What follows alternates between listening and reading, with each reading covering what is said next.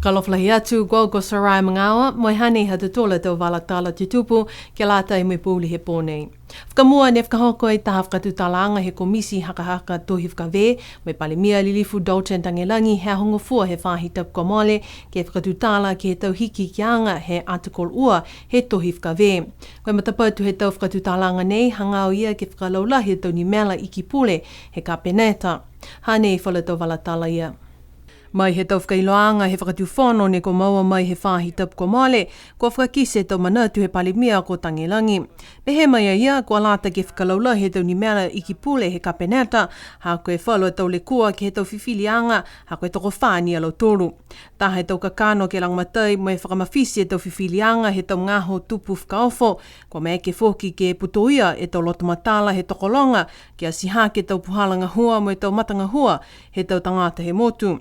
Kua whakahoko e taha whakatutalanga whono he māma he pungipungi ke whale tali whenonga sinek matawai. Kua hangau ia e tau whakatutalanga nei ke he whakatokaanga he tau koloa te kenolo ko e high frequency radar ne kua ngahua kia I he whahinga hua fuafua matangi mo I SPC Pacific Community. Hanei whalo tau walatala ia. Pehe mai takita ki he whahinga hua fuafua matangi ko Rosie Misiapo, kua whakamatapatu halo tolo tau whakatutalanga ke tau ononoanga, ke he tau walamoana Niue mai whala tau whakaholoanga tunga ke he whakatokaanga he tau poe takatakai motu mai moana. Pihia mai te kenolo high frequency radar ke langmatai ki halo tolo tau fuafuanga mai ononoanga he tahi.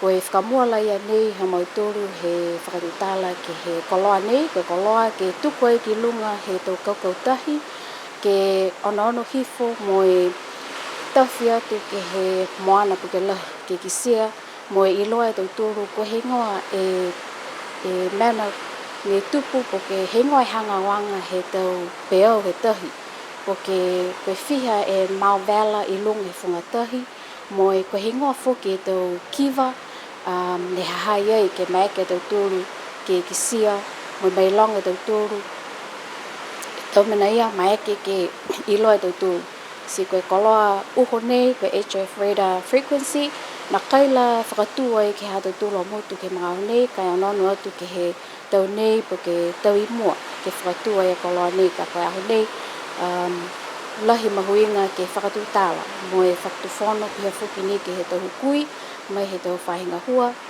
mai he tau maanga, mai he tau matakau ke he kehe, ke iloa, mai ke kauwhalataha ke he tau manatu, mai tau whiwhilianga, ke mai ke whakatu whamitaki, mai mawhala, mai munuina e koloa uho ia. Katoa li me tau ka ngahua ke whakaholoanga nei, kua whakakise tau manatu whakaui ha Misiapo ke whakatuwhono ha Niue, mo lau tolu kua whakamouli ke tau ngahua nei. Kua whakalataha atu e tau whisa ngahua he whahinga hofusi uka, Maritime me Transport, ke tau whakatutalanga nei ne kua whakahoko ki matawai.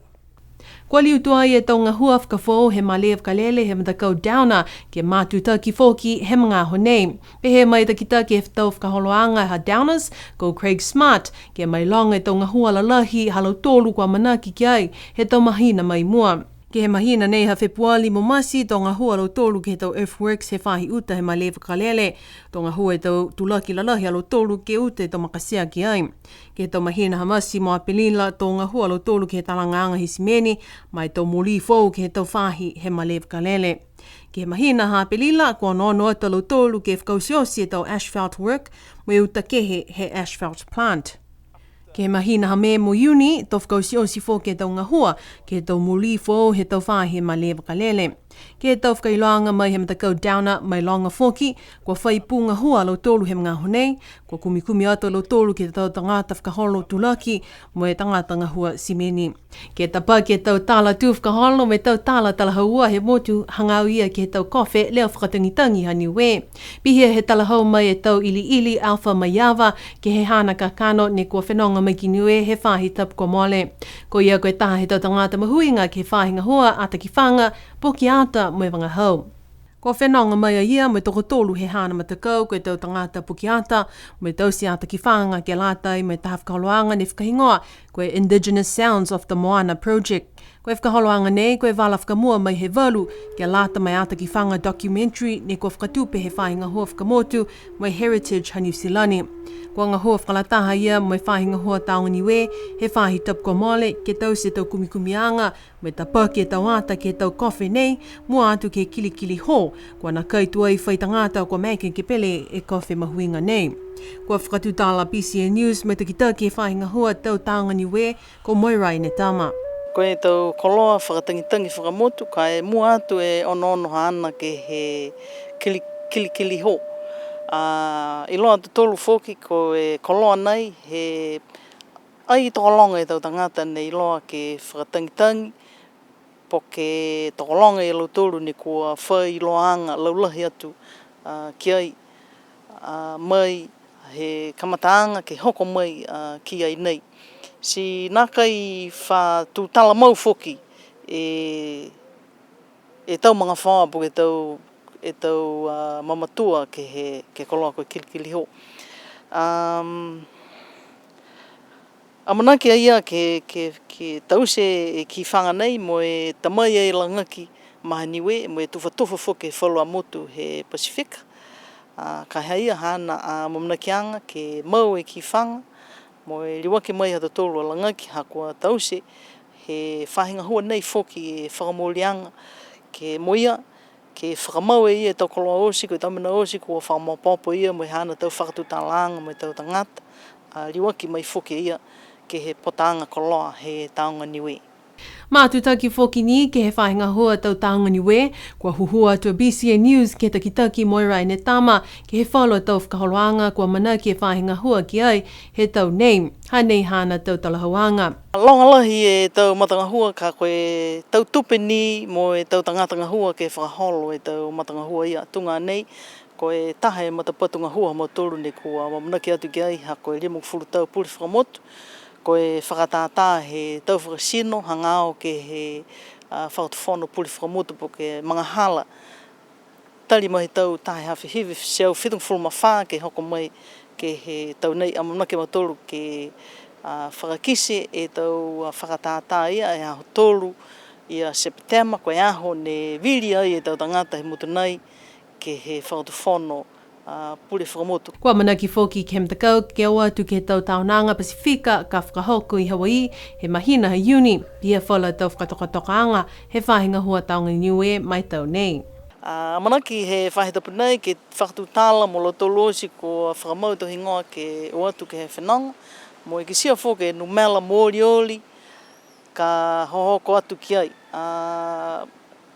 Tolonga lotoro i tau tangata tufunga mo e tau tangata whakatangitangi leo kofi, tau tangata talahau tala po e tau tause mana tui, tau fisilakau, tause mana kai, tau tufunga ke kehene kua amamanaki atu ki ai ke he taonanga. Si to iloa mai whoki e whalua talahauanga ke he whahe tapu ka hau, ha to longa whoki e tau whonoanga ka whakahoko he e lotoro ne whakatoka e tau ngahua nei i Hawaii mo e tau motu ke he Pasifika. Ke whahi tapuko male ne whetoko atu e tahe tau whuataha Niue tō motu Rugby League, ko Joshua Buckner po male ke tau whiua Youth Tournament Rugby League mai fufuta he Sean Johnson Shield. Ne whakahoko e tau whiua nei i New Zealand, ka tōtoko ono i tau mtakau ne whetoko ki ai, toko wha mai o Kalana Bay of Plenty mo Waikato. Ne whiwhili he mtakau Niue tō motu Rugby League a Joshua, ha koe hana makaukau me malolo ke he whiua Rugby League ke he motu. Koe hana whiua whakamua ne pele atua ia mai mtakau ha Auckland Blue, mai whetoko atu ke mtakau Auckland White. Koe hana tuanga pele koe fullback kai mui ni halotola mtakau tonu fulma ua ke ua fulma vaule tawala. Pehe mai e takitaki coach ko David Ulukita, koe munuina lahi hanei ke lata mo Joshua, mai he mga aho ni moe ia e palepale ne whakamilonga, koe representative honours mai he tau whiua he mtakau he tau kwa male. Kua mea kia ia ke whakauhoho e tau whuata he motu ke he whiua sipote nei he talahau mai e coach ko Dave. Tolu e whiua ha Joshua ne toi a tō liu whenonga mai ki Niue ke lata mai hana tau whakakuanga. Kua mana ki whoki e mtakau tō motu Rugby League ke whakahoko taha kemu koe Rugby League Academy Camp mai tau whuata tāne he tau atu tau hongwhuruma tolu ke hongwhuruma walu. Koe kakano uho ke whakauhoho mai siha ke tau whuata he motu ke pele he whiua sipote nei. Si pehena hatu tola tau wala tala tutupu ke lata I mea whiawhi nei, tau liuni ke whelewea ke tau wala tala tutupu hea whiawhi tuloto whakapeli tania mo Mary Satakala. Mo nui nei po.